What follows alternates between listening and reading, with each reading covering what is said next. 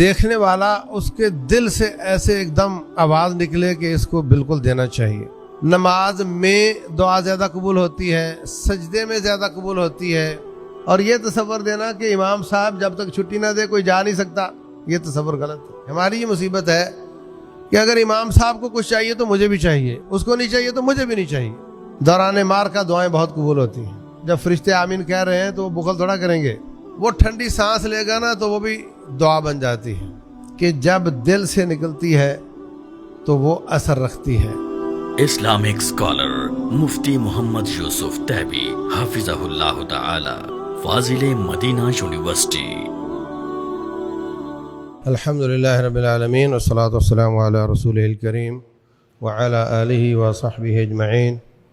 اعوذ باللہ السمیع العلیم من الشیطان الرجیم۔ قال اللہ عز وجل وقال ربکم ادعونی استجب لکم ان الذین یستکبرون عن عبادتی سیدخلون جہنم داخرین۔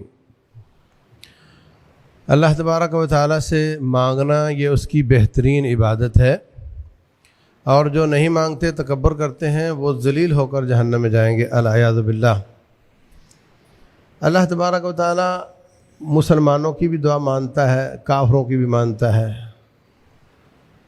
مردوں کی بھی سنتا ہے، عورتوں کی بھی سنتا ہے، بڑوں کی بھی سنتا ہے، چھوٹوں کی بھی سنتا ہے۔ لیکن اگر آپ کے پاس کوئی مانگنے والا آتا ہے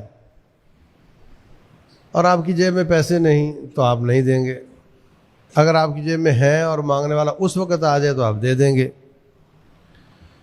تو اس طریقے سے کچھ کیفیتیں ایسی ہیں، کچھ حالات ایسے ہیں، کچھ مکانات ایسے ہیں، کچھ زمانات ایسے ہیں کہ جن میں دعا زیادہ قبول ہوتی ہے۔ آپ دیکھتے ہیں مانگنے والے نت نئے انداز اپناتے ہیں،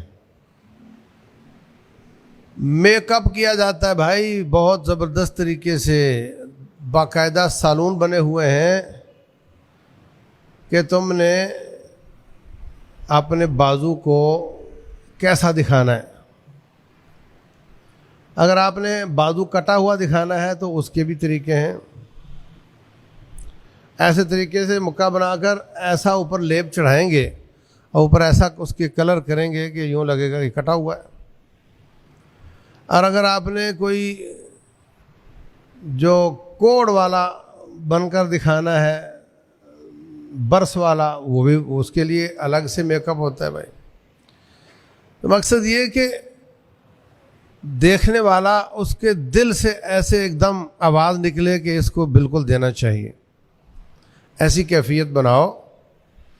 میک اپ بھی کیے جاتے ہیں اور باقاعدہ بچوں کو معذور بھی کیا جاتا ہے اور ان سے پھر کمائی کی جاتی ہے۔ تو انسانوں سے مانگنے کے لیے یہ کام کیا جاتا ہے۔ تو رحمان کے سامنے اگر بندہ قابل ترس بن کر پیش ہو تو رحمان بھی مختلف حالتوں، مختلف حالات، انسان کی حالت یا اوورآل حالات، مختلف جگہیں اور مختلف اوقات ایسے ہیں جن میں اللہ تعالیٰ زیادہ دعا قبول کرتا ہے۔ ان میں سے نمبر 1 اوقات میں سے لیلۃ القدر ہے۔ عائشہ صدیقہ رضی اللہ تعالیٰ عنہ پوچھتی ہیں کہ اگر مجھے احساس ہو کہ یہ لیلۃ القدر ہے تو کیا مانگوں؟ تو فرمایا اللہم انک عفو تحب العفو فاعف عنی پڑھو۔ تو یہ زیادہ قبولیت کا وقت ہے۔ اسی طریقے سے رمضان سارا ہی، رمضان کی راتیں بھی اسی طریقے سے، روزے کی حالت ہے، روزہ افطار کرنے کی کیفیت ہے، اس میں دعا زیادہ قبول ہوتی ہے۔ نماز میں دعا زیادہ قبول ہوتی ہے، سجدے میں زیادہ قبول ہوتی ہے۔ رسول اللہ صلی اللہ علیہ وسلم فرماتے ہیں اقرب ما یکون العبد الی ربہ فی السجود، انسان رب کے سب سے زیادہ قریب سجدے کی حالت میں ہوتا ہے۔ تو اس میں دعائیں کیا کرو، وہ زیادہ لائق ہیں کہ قبول ہو جائیں۔ یہاں ایک بات بتا دوں کہ بعض لوگ نماز پڑھ کر سجدے میں پڑ جاتے ہیں تو وہ سمجھتے ہیں کہ اس میں زیادہ دعا قبول ہوگی۔ اور یہ بات بڑھتی جا رہی ہے. اگر تو کوئی کبھی کبھی کرتا ہو تو سمجھ میں آتا ہے، لیکن اگر آپ اس کو مستقل کرو گے تو پھر وہ یوں سمجھا جائے گا جیسے کوئی سنت ہے، جیسے کوئی عبادت کا حصہ ہے، جیسے کوئی نماز کے بعد کرنے والا یہ کام ہے. تو یہ کیفیت پیدا نہیں ہونی چاہیے. نمازوں کے بعد دعا کرو، لمبی کرو، چھوٹی کرو، ہاتھ اٹھا کر کرو، نہ اٹھا کر کرو، سب جائز ہے. لیکن دعا کی جماعت کروانا اور یہ تصور دینا کہ امام صاحب جب تک چھٹی نہ دے کوئی جا نہیں سکتا، یہ تصور غلط ہے. اور یہ تصور غلط ہے کہ نماز کے بعد دعا کی جماعت کروائے بغیر نماز مکمل نہیں ہوتی، یہ تصور غلط ہے. اللہ اکبر. اسی طریقے سے رسول اللہ صلی اللہ علیہ وسلم فرماتے ہیں ينزل ربنا في كل ليلة إلى السماء الدنيا حين يبقى ثلث الليل الآخر. فرمایا کہ جب رات کا آخری تہائی حصہ رہ جاتا ہے تو اللہ تعالیٰ آسمان دنیا پہ نزول فرماتا ہے جیسے اس کی ذات بابرکات کے لائق ہے. تو خود فرماتے ہیں کہ کوئی ہے مانگنے والا تو میں اس کو دوں. خود فرماتے ہیں کوئی بخشش مانگنے والا ہو تو میں اس کو معاف کر دوں، کوئی رزق مانگنے والا ہو میں اس کو رزق دے دوں. تو یہ رات کا آخری تہائی حصہ یہ بڑا اہم ہے اس معنی میں کہ اس میں دعائیں کی جائیں. اسی طریقے سے اذان اور اقامت کے بیچ کا حصہ یہ 15 منٹ جو ہوتے ہیں، رسول اللہ صلی اللہ علیہ وسلم فرماتے ہیں لا يرد الدعاء بین الاذان والاقامہ او کما قال علیہ الصلوۃ والسلام. اس وقت بھی دعا رد نہیں کی جاتی. اسی طریقے سے رسول اللہ صلی اللہ علیہ وسلم سے پوچھا گیا کہ کون سی دعا زیادہ قبول ہوتی ہے، تو ایک تو فرمایا کہ رات کے آخری تہائی حصے والی، اور دوسرا نمازوں کے بعد. تو نمازوں کے بیچ میں بھی تشہد میں آپ دعائیں مانگیں. یہاں لفظ استعمال ہوا ہے کہ وَدُبُرِ الصَّلَوَاتِ الْمَكْتُوبَاتِ، فرض نمازوں کے آخر میں. تو علماء نے اس کے دو مطلب کیے ہیں. ایک معنی تشہد ہے، یعنی نماز کے آخر میں کا مطلب نماز کے آخری حصے میں، اور ایک معنی ہے نمازوں کے بعد. تو دونوں طرح ٹھیک ہے. رسول اللہ صلی اللہ علیہ وسلم فرماتے ہیں کہ تشہد میں درود پڑھنے کے بعد آپ جو آپ کو زیادہ پسند ہو دعا کر سکتے ہیں، وہ حدیث میں آئی ہو یا نہ آئی ہو، قرآن میں آئی ہو یا نہ آئی ہو، عربی زبان میں ہو، آپ وہ دعا کر سکتے ہیں. تو تشہد بھی مراد ہے اور سلام پھیرنے کے بعد کا وقت بھی مراد ہے. اس میں بھی اللہ تعالیٰ سے بہت زیادہ مانگنا چاہیے. ہماری یہ مصیبت ہے کہ اگر امام صاحب کو کچھ چاہیے تو مجھے بھی چاہیے، اس کو نہیں چاہیے تو مجھے بھی نہیں چاہیے. یہ کیا تصور ہے بھائی؟ امام جماعت کروائے گا تو ہم دعا کریں گے، وہ نہیں کروائے گا تو ہم بھی نہیں کریں گے. ہر ایک کی اپنی ضرورت ہے، وہ پتہ نہیں کیا مانگ رہا ہے، تمہیں معلوم نہیں کیا چاہیے. اور جس کی بیوی اچھی نہیں وہ بیچارہ اس سے پناہ مانگ رہا ہے اللہ سے، اور جس کی ہے نہیں وہ بیچارہ بیوی مانگ رہا ہے، اور تم ہر چیز پہ آمین کہتے جاتے ہو. یہ کیا بات ہوئی؟ تو جماعت کا تصور نہیں، بلکہ اپنی اپنی دعا کرو، ہاتھ اٹھا کر کرو، لمبی دعا کرو، چھوٹی کرو، آپ کی مرضی ہے. تو دعائیں مانگنی چاہیے بہت زیادہ. اور اسی طریقے سے اذان کے دوران اور اذان کے بعد دعائیں کرنی چاہیے. رسول اللہ صلی اللہ علیہ وسلم سے پوچھا گیا، بلکہ آپ نے فرمایا سنتان لا تردان، دو دعائیں رد نہیں ہوتی، یا کم ہی ہے کہ رد ہوں. ایک ہے اذان کے وقت اور دوسرا ہے مارکے کے دوران. دوران مارکا دعائیں بہت قبول ہوتی ہیں. یہ بڑے لوگوں کا تجربہ بھی ہے. میدان جہاد میں بہت دعائیں قبول ہوتی ہیں. تو ان اوقات میں بھی دعائیں کرنی چاہیے. اسی طریقے سے رسول اللہ صلی اللہ علیہ وسلم فرماتے ہیں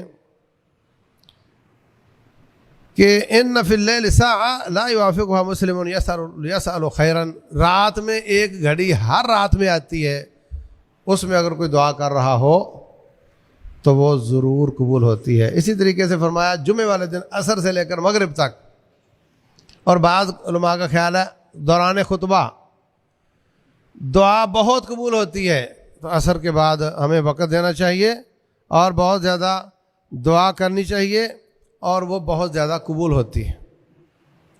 जुम्मे वाले दिन असर के बाद बहुत ज़्यादा दुआ कबूल होती है। इसी तरीके से जमजम पीते वक्त कोई दुआ की जाए, आप कोई नियत कर लो, जमजम का मतलब या अल्लाह मुझे औलाद दे, जमजम का मतलब या अल्लाह मेरी शादी कर दे, जमजम का मतलब या अल्लाह मुझे रिज़्क अता कर, या जमजम इसलिए पी रहा हूँ कि या अल्लाह मेरा कर्ज उतार दे।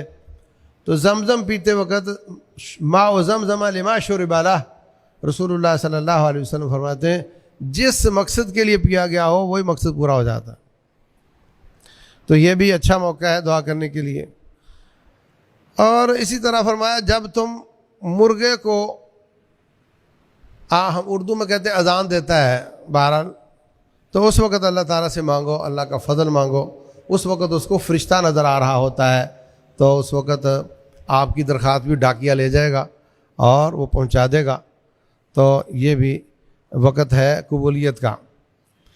इसी तरह ला इलाहा इल्ला अंत सुब्हानक इन्नी कुन्तु मिनज़ ज़ालिमीन पढ़कर, कसरत से पढ़कर आप दुआ करें, तो वो भी रसूलुल्लाह सल्लल्लाहु अलैहि वसल्लम फरमाते हैं कि जो भी शख्स ये दुआ करके दुआ करेगा अल्लाह ताला उसको उसकी दुआ को कबूल फरमाएगा।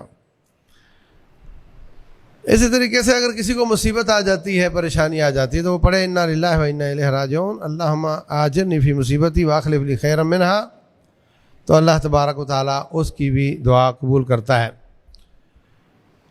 और इसी तरीके से रसूलुल्लाह सल्लल्लाहु अलैहि वसल्लम फरमाते हैं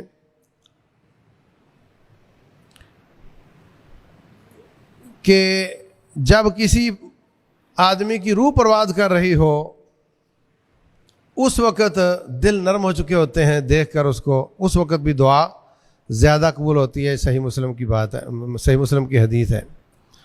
और इसी तरह फरमाया कि जब तुम मरीज़ के पास आओ तो उसके लिए दुआएं करो, उस वक़्त फ़रिश्ते आपकी दुआओं पर आमीन कह रहे होते हैं। तो मरीज़ के लिए करो, साथ अपने लिए भी कर लो, अपने मैयतों के लिए भी कर लो, अपने मुल्क के लिए भी कर लो, अपने मुसलमानों के लिए भी कर लो। जब फ़रिश्ते आमीन कह रहे हैं तो वो बुखल थोड़ा करेंगे, तो आपकी सारी दुआओं पर ही आमीन कह देंगे। ऐसे ही फरमाया कि मज़लूम की दुआ रद्द नहीं होती, किसी पर जुल्म ना करो, वो ठंडी सांस लेगा ना तो वो भी दुआ बन जाती है। मज़लूम की दुआ, उसके और अल्लाह के अर्श के बीच में कोई फासला नहीं होता, कोई हिजाब नहीं होता। ऐसे ही फरमाया कि वालिदैन की दुआ औलाद के हक़ में बहुत कबूल होती है और बद्दुआ भी बहुत कबूल होती है, दुआ भी बहुत कबूल होती है। इसलिए वालिदैन को तंग ना किया करो और उनसे दुआएं लिया करो, उनकी दुआएं आपके लिए बहुत मुफीद हैं। ऐसे ही जो शख्स जिसके वालिदैन या रिश्तेदार फौत हो जाते हैं वो उनके लिए दुआएं करे, तो फरमाया वो भी उसको फ़ायदा देती और वो कबूल होती हैं। इसी तरह रसूलुल्लाह सल्लल्लाहु अलैहि वसल्लम फरमाते हैं कि ज़वाल के बाद ज़ुहर से पहले जो शख्स नमाज पढ़ता है, 4 रकतें पढ़ता है, यानी ज़ोहर से पहले 4 रकतें पढ़ता है, तुफ़्तहु लहा अब्वाबुल जन्नह, उन 4 रकतों के लिए जन्नत के दरवाजे खोल दिए जाते हैं। तो उसमें आप जो भी मांगोगे अल्लाह तबारक व तआला कबूल करेगा। ऐसे ही रसूलुल्लाह सल्लल्लाहु अलैहि वसल्लम फरमाते हैं कि कोई शख्स एकदम अचानक रात आँख खुली तो पढ़ता है ला इलाहा इल्लल्लाह वहदहु ला शरीका लह लहुल मुल्क व लहुल हम्द व हुवा अला कुल्लि शैइन क़दीर सुब्हानल्लाहि वल्हम्दुलिल्लाहि व ला इलाहा इल्लल्लाहु अल्लाहु अकबर व ला हौला व ला कुव्वता इल्ला बिल्लाहिल अलिय्यिल अज़ीम। और उसके बाद बख्शिश की दुआ करे, उसके बाद जो दुआएं करे अल्लाह ताला उसको ज़रूर कबूल करता है। और अगर उठकर नमाज शुरू कर दे तो नमाज में जितनी दुआएं कबूल करे, दुआएं पढ़े, अल्लाह वो नमाज भी कबूल कर लेता है और उसकी दुआएं भी कबूल कर लेता है। मोटी सी बात यह है कि जब दिल से निकलती है तो वो असर रखती है। जब किसी को चोट लगी हो, जब दिल रोने को चाह रहा हो, उस वक़्त जो दुआ निकलती है वो अल्लाह ताला बहुत कबूल करता है। तो वैसे तो हर हालत में मांगते रहना चाहिए, और अगर इन औकात का ख्याल रखें, इन हालात का ख्याल रखें, तो ज़्यादा लायक है कि वो दुआ कबूल हो जाए। اللہ تبارک و تعالی عمل کی توفیق دے. واللہ اعلم وصلی اللہ وسلم وبارک علی نبینا محمد.